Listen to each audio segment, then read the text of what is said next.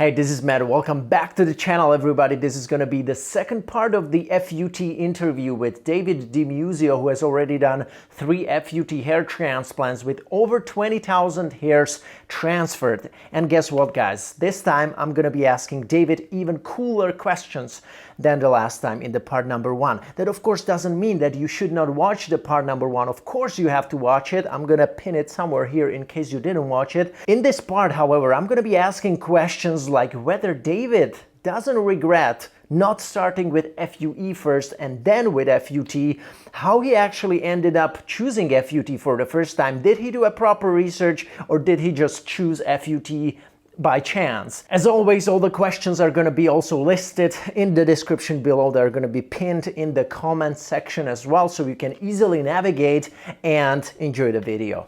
This video is brought to you by GoFiber Hair Building Fibers. Pick up your free sample and get instant hair confidence. Start your transformation today. Do you regret starting with FUT first and not with FUE first? And if not, why? I wouldn't say that I regret starting with the FUT first versus FUE. I think that people can kind of go either way at this point with FUT or FUE if they get, again, a really world-class surgeon who does either one of those things. I think that you can pretty much end up at the same place in the end. Yeah.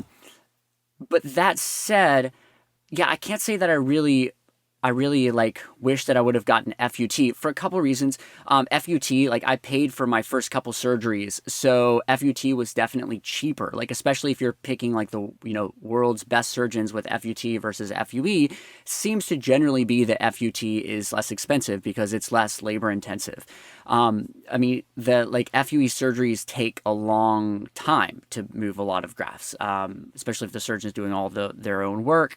It can take a long time, and I mean that's why they get paid more. They're sitting there, as you know, for a long time with that punch.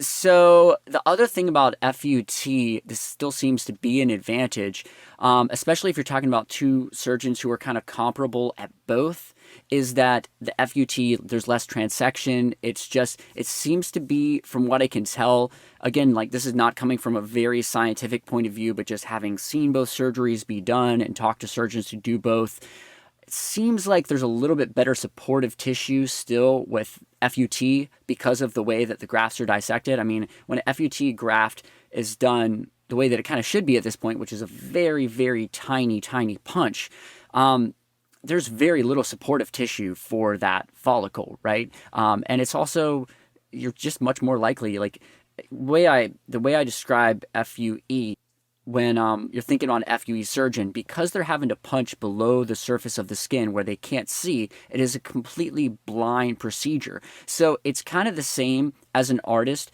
drawing a perfect circle blind.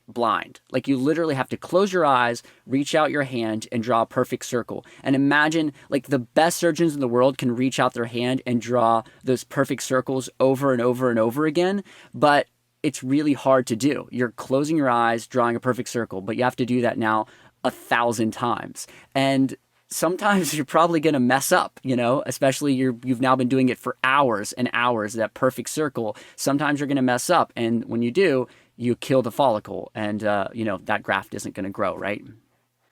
So it's just, when you're doing FUT, you're cutting out a strip and then you're under a microscope watching exactly how you're dissecting each follicle. Yeah, definitely. So you knew prior to your first hair transplant, you knew about the differences between the FUE and FUT, the strength and weaknesses of each one. And based on that, you made a very rational decision and a very well-informed decision, I assume? Or did you choose it by chance? Well, I did not understand both procedures as well as I do now, right? All these years later, after having researched hair transplants, I was just your average kind of hair transplant patient. At that point, I'd never had a surgery before, so I did know about both procedures. I'd done your average Google search about both procedures, and I talked to my friend Steve about those. So I had a basic idea of them. Yeah, I mean, the other kind of advantage I'm thinking of FUT off the top of my head is the aspect of like multiple follicular units. So I don't think that's something that can really be done with FUE. And there's advantages and disadvantages to that. So multiple follicular unit is where, you know this, Matt, you take a piece of that tissue. So you've taken out the tissue and you can actually like, you have literally multiple follicular units in one piece of tissue, and then it's put back into your head in the exact same way that it came out. So now it's a larger graft, and that the downside of that is that it looks like dull, like heady, right? Like it's like a bigger, thicker graft. So it's not as natural looking when you transplant it. But the really good aspect of that is that it actually has more density because it goes in kind of the exact same way. So it's like, even those, like, that's why they put doll's hair kind of the way that they do, because they don't have to do as many punches in a doll's head, but they can still have the look when it all, you know, grows out, where it looks very thick and full like a doll's hair does. Yeah. So I think that was an advantage because, yeah, that's part of the advantage of my density is even though there's not as many grafts, there's some of those multiple follicular units, you know? Yeah, I think back in the days when you got your hair transplant, the first one, it was like 2014 or so, 15? Yeah, it was even before that, I think. I think it's been about maybe 8 years, my first one. Yeah, man, that was actually much better time to get a FUT because it was like early 2010, maybe 2012. There were much more skilled and more experienced FUT surgeons out there than FUE surgeons, and if there were any, even in the US, they were only able to extract like 1,000 grafts or 1,500 grafts with FUE. They didn't want to push mega sessions, you know, as much as surgeons in Turkey or even in Europe are able to do nowadays. So you actually did, if you was like a Norwood 5 or 6 and you wanted like a decent coverage in 1 or 2 sessions, you had to go for FUT, like no debate about that. It's not like nowadays. I don't know if you know some doctors here in Europe. We have, for example, Dr.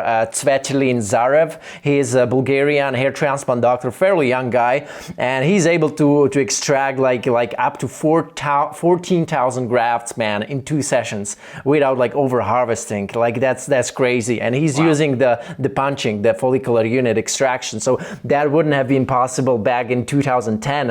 And probably in the US, you don't even have doctors nowadays that are on such a high level, since even like Dr. Cole really praised this guy, like how good he is actually. And that's pretty crazy. So I watched that guy's video. Yeah. It is pretty wild. I mean, the thing that I don't know, it like kind of it's that I think it's kind of exciting. It is definitely exciting, but I still don't know if that's necessarily the best choice for most patients is to try and do a crazy session like that, right? Like I think it's cool that he's pushing the envelope and seeing what he can do, but you know, if you do one of those sessions and everything doesn't grow perfectly, you're pretty screwed, right? Because of the amount of grafts that have already been dissected. So, I mean, if it was me, like having watched his work, I watched that one YouTube video where he's talking at the conference. Is that the one that you watched?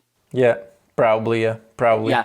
And I mean, I thought it was amazing. I mean, unbelievable result, but I've seen better FUE, like the ones I've seen in person have been kind of multiple different FUE sessions over the course of a period of time. Also just to make sure that like, I mean, again, that doctor had this incredible result and that's awesome. But just to make sure that you're really happy with that doctor as well. Maybe not going for like that intense mega session up front and just going like, sort of blowing your load, you know what I mean? Yeah. But yeah, I think it was a right choice for me at the time doing the FUT. Like I said, I think at this point, because of how far FUE has come, I think if you get a great surgeon, I think you can end up with basically the same result from either surgery in the end, you know? And also doing multiple surgeries. I don't think that the scar part, which is the biggest like downside to FUT, I don't think it's so much of a worry, really.